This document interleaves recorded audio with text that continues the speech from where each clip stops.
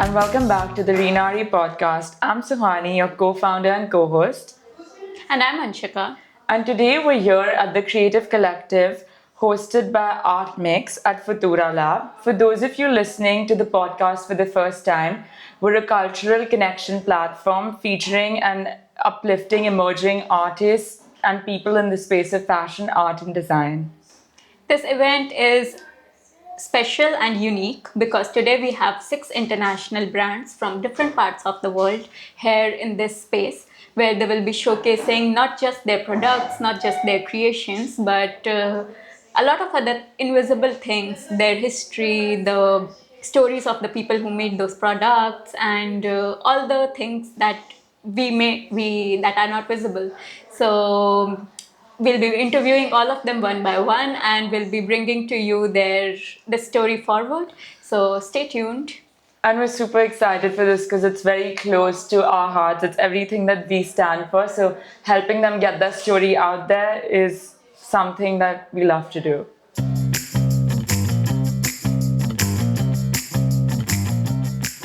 First up, we'll be taking the discussion forward with Amina Otsieno, a brand from Kenya, and they work with banana fiber weaving to make jewelry, which takes a very unique approach because they work with traditional Marathi heritage. First up, I would like to ask you, Amina, that what is Marathi heritage? Could you tell us a bit about it? Marathi heritage, a Marathi is a tribe, a sub-tribe of the entire Luya tribe. So the Luya has like 18 sub-tribes, and Marathi is one of the sub-tribes. And they hail from western part of Kenya called Busia. Okay. Yes. So how did you come to know about this heritage? Was it something that was already a part of you, or you discovered it later? Yes, I grew up around a lot of craftsmanship, especially the traditional basket weaving and crochet. So I grew up learning this, watching this, and learning how to do it. Okay. Yes.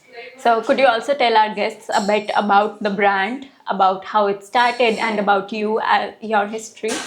I was working as an intern in one of the organizations called World Youth Alliance, and as an intern, you were required to do something called a dignity project.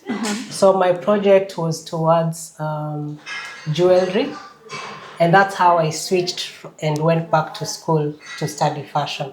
So you studied fashion and you made clothes in the beginning. I made clothes in the beginning, and then in 2019, I was part of an incubation program. And during this program, I discovered that the talks about sustainability had really been heightened. And I thought, as a fashion designer, I also need to be responsible. And I put a halt to, making clothes and switched to jewelry. Okay. But because by then I was doing jewelry from yarn, so we crochet. Okay. So I just switched from yarn to banana fiber. Why only particularly banana fiber? Because banana fiber is sustainable, Right. it's environmentally friendly, and biodegradable. And you make all these pieces in Busia. A part of the jewelry is made in Nairobi, and another part is made in Busia. So in Busia, they make they weave the jewelry from banana fiber. Yeah. Right from production, right from harvesting of the stem to extracting the fiber, and then weaving the jewelry. And then in Nairobi, they make the accessories, the brass accessories that we use to finish the jewelry. Wow, so the ring that you are wearing, the earrings, they're all made by you. Yes. So you design them and then you work with the craftsmen to Yes. create these pieces. Yes. Wow, that's really unique. And Thank you.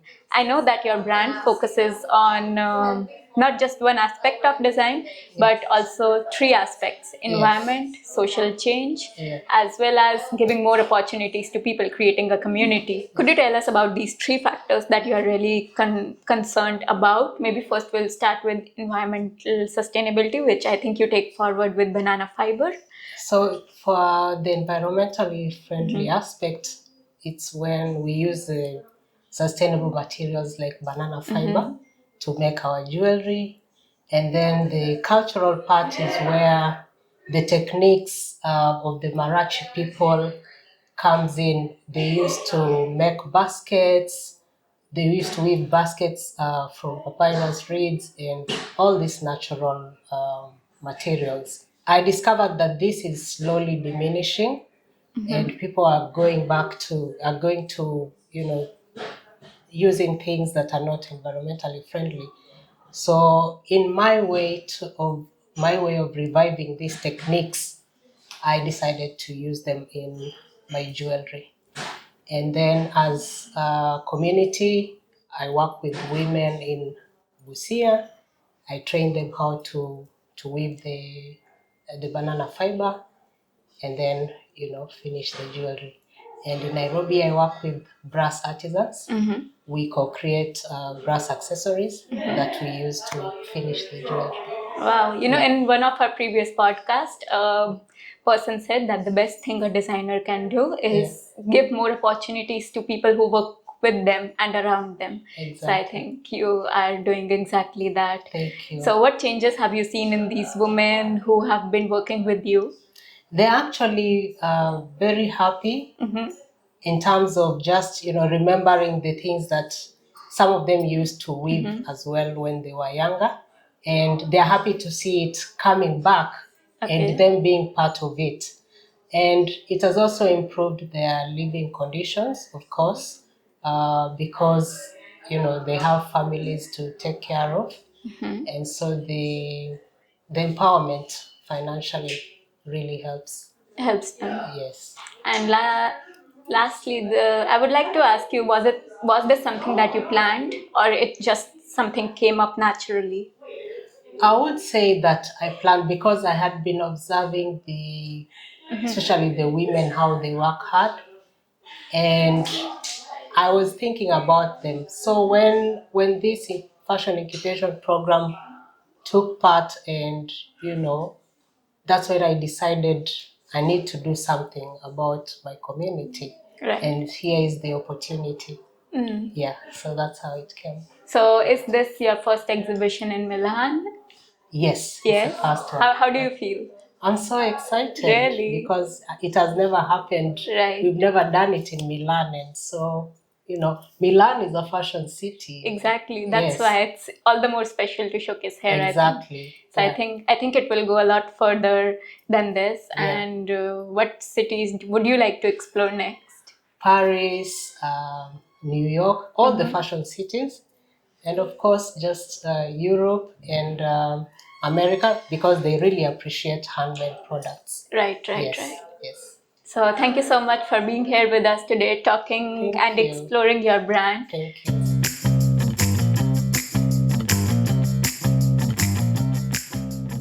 And we're here with the founder of Tumulta. Hi, Sophia. Thank you for joining Hi, us. thank you for having me. Thank you for the invitation. It's super cool when I came across the brand because, you see in this age of fast fashion and brands just wanting to mass produce, your brand goes against that and stands for the principles of slow production, of being truly sustainable, tracking the whole life cycle of the product. And I think also like your journey is so exciting. Like you were telling me, you said you come from consulting into Yes. this. So can you tell us a little bit about it? It's a long but interesting story, at least for me, because I obviously, I came from a different world, and I was slowly, learning, studying the business and the rules, what works, what doesn't work, and it was a journey which actually led to the point that 2 years ago I decided that I should not pollute the planet anymore.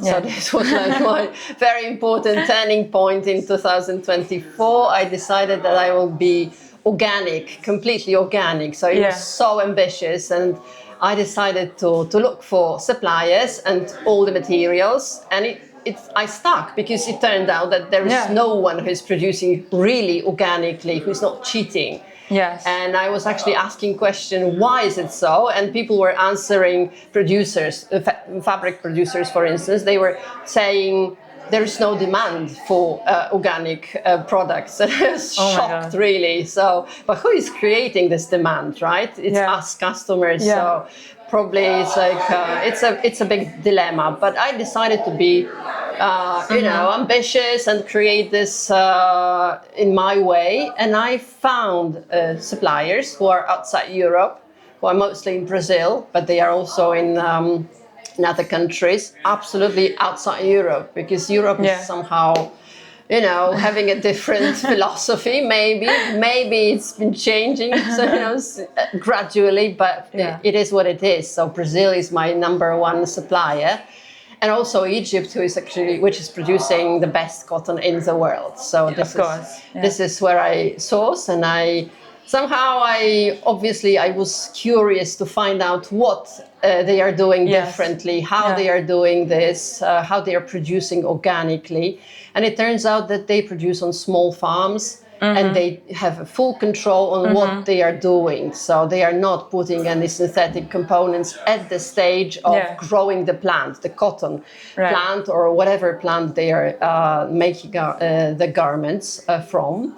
And imagine now the products that I have feel really, really part of the nature, because you can touch it, you can smell it, and it's like, oh my God, it's like I'm back home. So it feels like this when you are, putting those items on you, you feel the difference. And also it's so cool because you said your producers are all across, right? Brazil and Egypt, and then you're also based in Europe. So it's so cool. The whole life cycle of the product, it's interesting. It's like truly a global product. Yes, of course. This is also a problem, that I need to fetch those materials from somewhere else, right? Because there is this carbon print that is actually making a difference. I should be producing around myself, right? So this is also another ambitious goal that I'm actually having. So now I'm co-creating in Portugal a European center of production of natural dyes. Amazing. So natural dyes are not at the stage of scalable production, which means that we can produce volumes of textiles dyed naturally. Yeah. But we already have a technology, and we are now scaling it. So I hope that sooner or later this manufacturing site will be fully operational, and we will be sourcing beautiful products dyed naturally all across the globe. Amazing. So just tell me that, fingers crossed. It's going to happen. Yes, it's going to happen. It's like, quite But you've been on both sides of the coin, right? You've also been on the side where, there's a bit of mass production, and now, it's completely different. And what's the biggest difference you've seen, even dealing with consumers? Because I'm pretty sure also the consumers. From the consumer's perspective. Yeah, from the consumer's perspective, what imagine that there is this new generation, the Gen Z generation. Probably you are representing this cohort, and you are looking for solutions which are healthy, right? Yes. And which are not polluting. And obviously they need to be affordable as well. And what if you can't find those garments, those brands that are really really healthy and organic and producing consciously? So this is a customer's perspective, in my opinion, that we are looking for solutions, but we don't have it, right? We don't have them. Yeah. So this is like the first thing. And from my perspective, it's like what I offer is expensive at this level. So that's why we need to scale up the production. We need to make it, big production, and it needs to be as good as synthetic in terms of the quality, durability. I think that what I experience, it's even better. So it's so universal that it can last for many years. Of course. If we take care of it. Definitely. So you would say Gen Z is like your number one target, sort of, or soon to be. Yes, soon I mean, to be. Tumulto is a Gen Z brand, so definitely. Okay. So I have a son who's a Gen Z representative, and he's Okay. got friends and colleagues, and they're crazy about Tumulto. So they were featuring this brand on their university fashion show, and they are trying to show this brand to the world, to actually make people aware that we exist. Yeah. There's still small. Imagine for the development of the brand, it requires a lot of time, Of course. and effort, Yeah. obviously. But people your age contribute greatly, and I'm so happy because I'm not creating this company for myself and for my generation, but for the future For the generations future. to Yeah. come. Yeah. Yes. Amazing. And how did the name come about? So it was created together with Roberto, who is the face of Tumulto. He's not here because he's in Naples. Yeah. He's an acclaimed artist, already Italian, quite recognized artist, who is actually in Naples, Napoli, and he's actually. Yeah, he's very creative, I would say. So we work together on creating concepts and brand narrative. And this Tumulto name came from him because it actually somehow points out to the fact that we are completely, chaotic, and there is a lot of dynamics in our world, and this is okay. Yeah. So for artists, for me and Roberto, it's like it is okay to be chaotic because chaos brings progress, and so this is the significance of the name. And I think a lot of concepts, a lot of stories that we paint on the pieces derive from it. So this should be your next question. Actually, what do we paint? I was literally coming to that because I saw the little man. I think it's everywhere. Like I saw it on the website, and it was so cool because it's like clothing, but then it feels like so personal and like a piece of art. And then he spoke about how it has a personal connection to him as well, as an artist. So yes, that is really cool. The little human, or ometto in Italiano. So this is the leitmotif of the brand, and it appears almost everywhere, or almost on every piece. So I'm wearing a shirt of Tumulto. I think that there is no little human here, but usually there is at least a sign of a human figure, because what we sell is connection between individuals and between humans and nature. So in the whole, let's say, fashion group that I manage, philosophy, there is the very basic concept that we can actually pronounce as we are one.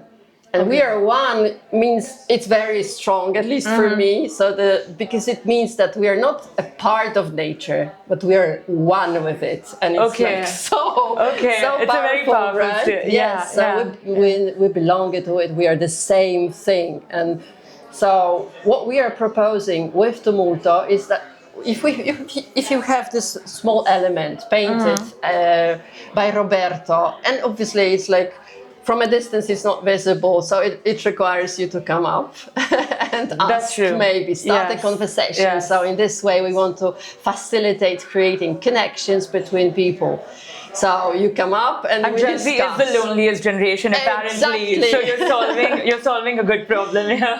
Exactly, bingo. Yes, this is exactly the purpose. So it's because it's menswear brand, right? Men's are shy and they are afraid of rejection. So this is like an invitation. Come closer and let's discuss art. Obviously, there are no clear explanation what this art means. Yes. You can interpret it. So let's discuss it. So this is the meaning. Super cool. Super cool. Yes, thank you. Thank you so much. Thank you for having me.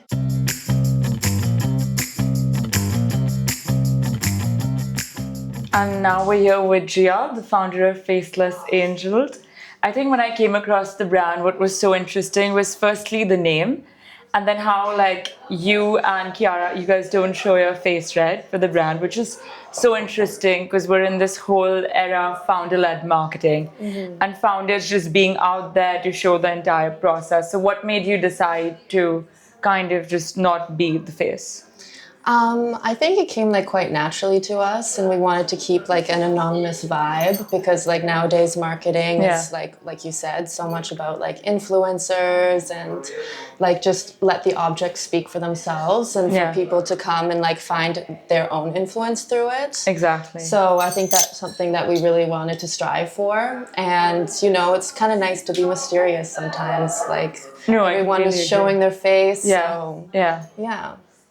And you started with bags, you said you want to get into fashion, art, music, and more of those things. So why particularly did you decide to start with bags? I think it kind of like represents what we want to like show for our brand, like more sustainability and supporting artisans and bringing things into Milan that we can't necessarily find like here, since we both studied styling and creative direction. But it's like we're always like looking around like, oh, we can't find unique pieces. So we just wanted to start with the bags because it's like a good first step. And but we have like a lot of art background and vision that we want to do with the brand. But yeah, the bags just like also came to us quite naturally. And so we just like rolled with that. And was this like when you were in uni, you always thought you want to start your own thing? Or was this something which came later? I think it was always kind of in the back of our heads. I mean, we both, like, after we graduated, we worked in the fashion industry, and it just felt like we wanted to create something for ourselves. And we both have, like, a very good connection, and we've always supported each other. So we're like, I think this is, like, the best opportunity. We should just do this together. So, and we work very well. So I think it was just, it all flowed. It came to you. Exactly. So you come from Argentina and Gia comes from Canada, and you source your products from Morocco. Why specifically did you decide to pick Morocco? Actually, like I went for a trip to Morocco, and getting to know better the culture and everything really got me like this kickstart of like, okay, like I want to really make this known by more people, you know? Since we've been in there, we found this artisan that did like really like amazing stuff. We felt like it was like so interesting to show this to like the world. And like mostly here in Milan, that we have like so many people coming from like out of like from other countries, coming back in here. Agree. And since we've been in the university, we always have like this thing of like people asking, okay, like where did you get that from? Where did you get that from? And people were like from Ukraine, from like Argentina, Canada, like her. So it was just like this thing that I feel like in Milan we kind of like lack of these like cultural things that are not from here, Italy specifically. You know? That's true. No, that's completely So I really want to bring that in here. To find a way to make people identify with themselves too, you know, because like every time I go back to Argentina, I just find like all these things that I really want to have in Milan. Yes. And then I go shopping here in Milan, for example, and it's like I cannot have the same. So that's true. Try to bring like some stuff and make everyone have like their identity just by. And Milan is also like a place of transition for a lot of people, right? You come for a short period of time. Everyone comes from different places, so it's like adding a little culture to the place as well. And you said you found this connection with, like, for example, with Morocco and with Argentina. So can you tell us a bit about that? Yeah, like it happened to me because like I went to Morocco and I found like, for example, they make like bags made out of like cow skin, like also like all these like they work a lot with alpaca. And that is something that I got from my country, you know. So like seeing this gave me like this really big jump of like, okay, like this really similar from Argentina. We should do something about it, you know. Like I feel cultures are like really connected without like people even knowing that much about it, you know. Yeah, that's true. And without following trends, because I also after studying fashion styling, I realized like so many things are like shown because they're like on trend, but some things that are not on trend like have a deeper meaning than what is really going on. Yeah. And my way to show that is like, okay, like I'm going to bring everything that I like with my friend and do something about it. Do something about like showing heritage, showing cultures, without being like, that's also where the name comes that she was talking before about like why the name. It's also about this, like we just want to talk about like the work of like the item itself because they show like so many things that people don't really know about. Yeah. So What would you say would be the next step for you guys after the bags? If you can okay. give us a little Right sneak now, peek. we are going. Each of us are going back to our country to see our family just for like a while, and we want to start like sourcing things from our countries too. You know, we Okay, started with nice. this because, as she said, like it really represents our brand. Yeah. But we want to make it bigger in a way of like it's just not like a bag. It's also like objects that have a meaning, objects that like you can add to your daily life, and they have like a meaning about it, and like. It's not something that you just randomly picked up from a store, but like it has a whole story behind it, and it carries more meaning. We try to make things more meaningful. That's what I will say. Like that's our mission, you know, like bringing cultures together and showcase in a way that we don't really see them showcased normally. Yeah, that's true. Because when I saw that, I'm like, it's such an interesting mix. Like, it's not something you would really imagine coming together, but you know, the way you said it, I think it makes a lot of sense, and it's so beautiful. Thank you so much. Thank you so much for sharing your story.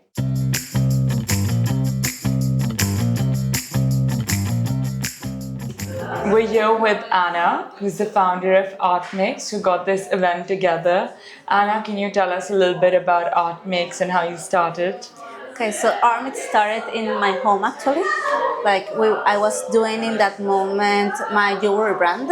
So I started doing this jewelry brand, and I thought that I didn't have so much space in the industry, so I have to create my own. So I just grabbed in my home and just called two more artists, and we make a display in my home in that time. And what happened is that that night, 60 people came to my home. I was like, okay, people are craving for new stuff, maybe something that's done spontaneously.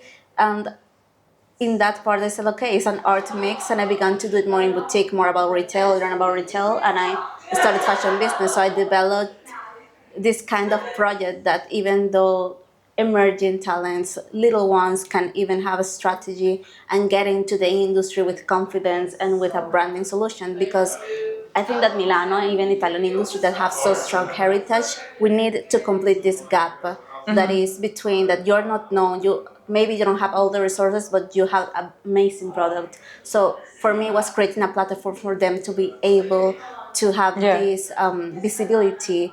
And even, yes, I stay because when you talk about Milano, you talk about big brands, but also I wanted that in some day they talk about Milano, they talk about this a place from emerging people can actually make a career of themselves. So this is Artmix for me. And which edition is this of Artmix? Oh my God, like there are many editions wise, because sometimes we do with winery, partner with wineries, and we explain about wine, about art, more to art. We sometimes do workshops, and sometimes we just do pop-up and showrooms. But I will say that is the 9th event that we do. Oh, wow. Yes. Congratulations. Yes, I feel that this is the event that I will feel that we are more international right now. We have people from Africa, people from Egypt, people from Argentina, Ukraine, Madagascar. So there's so many people here with it's a very unique stories. and diverse mix. So that's why I love to sit around and see people that are actually doing stuff and just sharing with each other. Yeah. And now I want to talk to you about Heritage Madagascar. She could not be here, but we would love to tell her story and touch on that. Okay. She came from a consulting and a property law background, but then she started creating something of her own. So how did that? I feel that as she grew up in this environment with creativity was part of her life, she kind of didn't have to choose like law and putting herself representing a place. It was also creating a place for creativity at the end for her. So that's what's part of the journey. And learn about process, learn how to portray herself was kind of the creative process to create this. So I will say that she didn't have to choose, it was all the path of the way for her. It was there. Yes, it was all there. And she lives between like Madagascar and France, and she's getting Madagascar heritage on like an international stage. Yes. And she works a lot with Rafia. So what does she want people to know about the place, about Madagascar when they see the products? It's a strength resources, but it's a very strong resource. It's something that people don't know so much. Like they know the material, but they don't know the culture. They don't know the development and the machinery and the industry to have this, how can I say, enterprise, because it's not only about the product, how you develop it, it's how you put it in your mind into it. So she was trying to create an industry out of these little resources to make it big and respect the process, respect the heritage, respect the people who have their whole life around it. Because Yeah. at the end, there is not only a product, it's a culture that you are describing at the end. So even though it's a product, you have to have a little meaning into that. So, Yeah. And also, like most people that use raffia, for example, a lot of luxury brands, they Yes. only source the material, but they never produce that. But she chose to keep Yes. like her entire production there as well, which is great. Surely, because I will say that we have to give the total credit from the ones who are making it, and like having an enterprise there. She wants for the eyes to be in there. When you see her Instagram, that is beautiful. You see the people producing it, that humanitarian form that she's actually working with them, developing that with them, and having in mind the culture that she's around. That's amazing. Thank you for sharing the stories.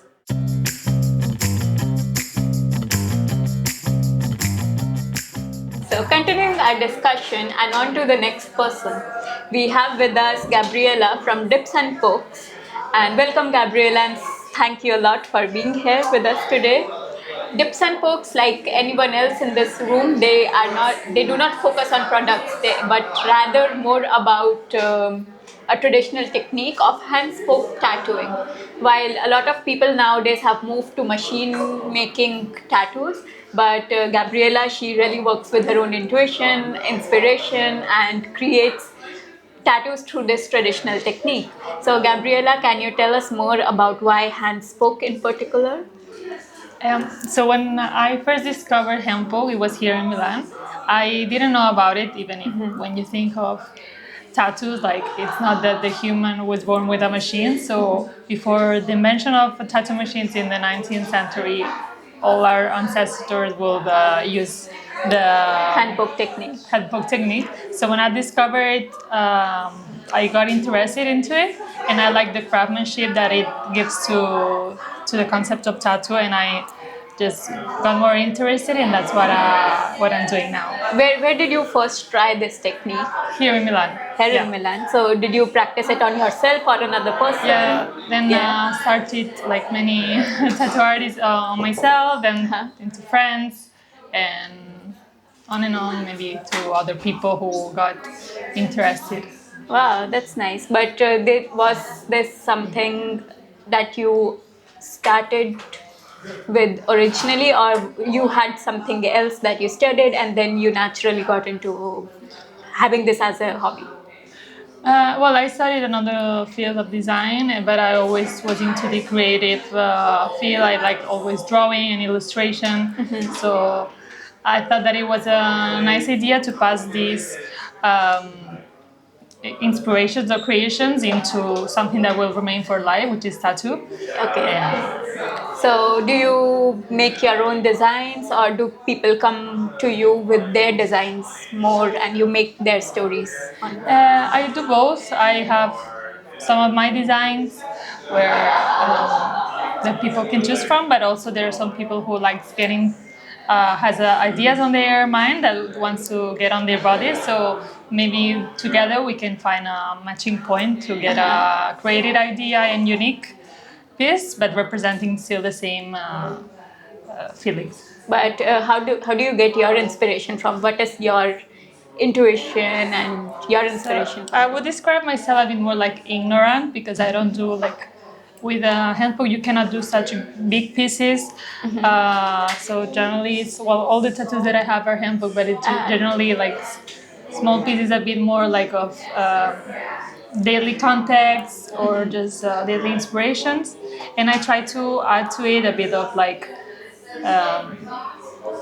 a craft part where you can see that the style is done by hand. Okay. What do you mean by craft? So making more evidence to every point, the shades, the not perfect lines. Yeah, like beauty in imperfection. Exactly, So it can be seen that it is handmade and not a exactly. machine thing. Oh, that's. Do you get more clients like maybe Gen Z and young clients, or even older clients and millennials? What do you think? I think until now it's been more like younger clients. I would Okay. say. Okay. So do you practice only in Milan or in other countries as well? Well, right now, Milan is where I'm based, but especially before that, I used to do more of this. When I would travel to maybe London or Madrid, I think the good thing about handpoke is that it requires less equipment, so it's easier to take with you while traveling. So I could just take it to my short travels and tattoo in other Really? places. Yeah. So it's like something that you can just do on the go as well, Yeah, right? exactly. That's really nice. Does it take longer than other techniques? Yeah, it definitely takes longer, not so much long, but since every line is done dot by dot, it's a bit slower than a machine. Okay. But I think that's a special part about it. Right. That's really interesting. And you are originally from Spain, right? Yes. So does it also, or it come from there? Do you also practice it there, or it's just? Yeah, it started there because I was based in Spain, like in Barcelona, when I discovered it and wanted to start doing handpoke. But now, since I moved here, I just took it with me, and where I am or where mainly clients or people are interested, it's where I would do Okay. it. And finally, I would like to ask you that would you like we are here in this event today at Futura Lab where you'll be doing like hand poke tattoo for everyone. So, do you plan to do more such events in the future, or where do you see dips and pokes going towards? Yeah, I think it would be lovely to make it discovered to people because some people still doesn't know about this technique and make people like be aware of what I do and the designs, and I think it's interesting to be in this type of events where different artists gather and you can discover many different creatives. Got it. Thank you so much. Thank you for being with us today. Thank you. It's Thank my you. pleasure.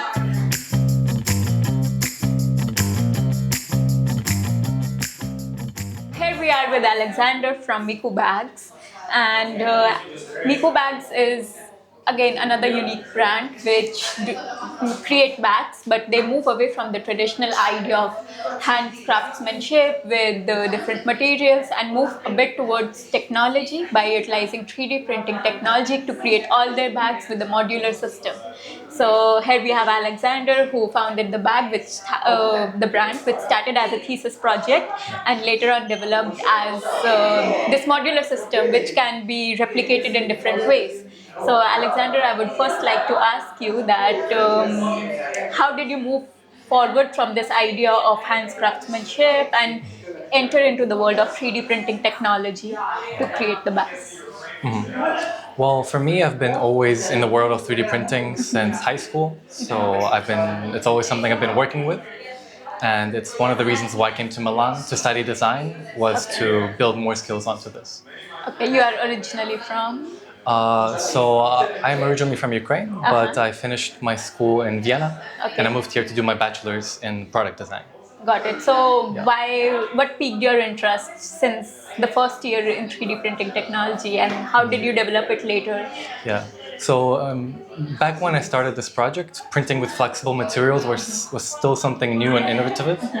It was still difficult to do at the time, and which is why I was very interested in a topic to find a way to print flexible objects in a modular way, so it's sustainable and accessible for more people. Okay. Yeah. So why did you move away from the idea of, shifted away from using leather, glue into bags, and then you wanted to reject that idea of, because that makes the bags not repairable, not recyclable, and you wanted to have a system that does not produce waste.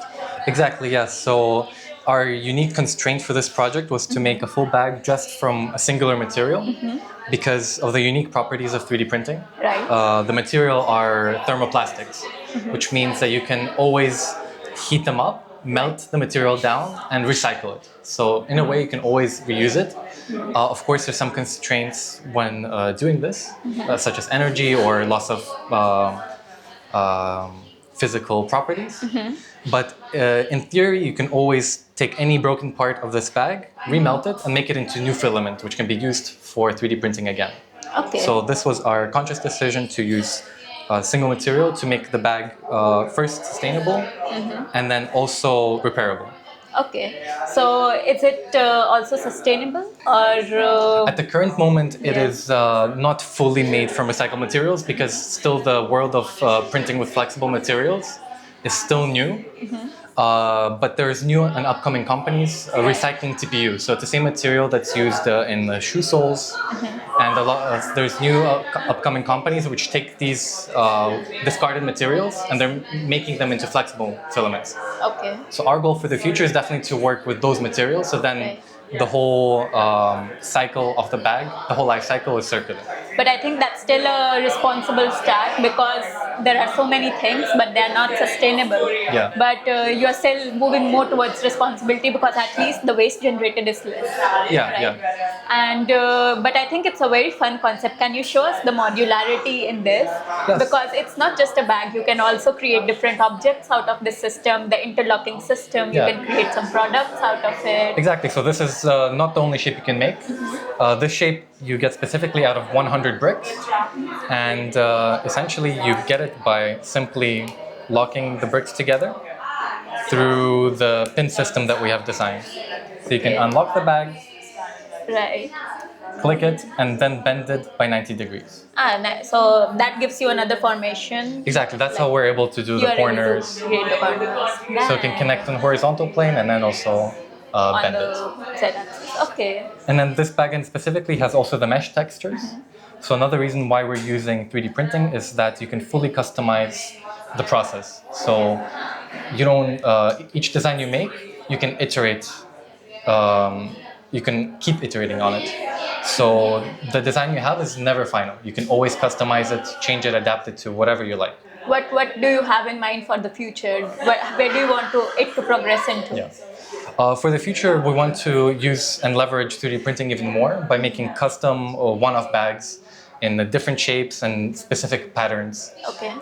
based on different collections we do. So we now have this as a base, and we want to play around with this and see how it looks like in many different styles. Okay. So take it in Gothic styles or something cute. We want you to see and experiment with adapting this style in many different worlds. Also maybe fashion, garments, Yeah. and different areas, right? Wow, that's really interesting. I wish you all the best with it. I think it can reach a lot of different dimensions. Yeah. So thank you so much for being with us here today. It was wonderful talking to you. Thank you, likewise. I was Thank happy. you.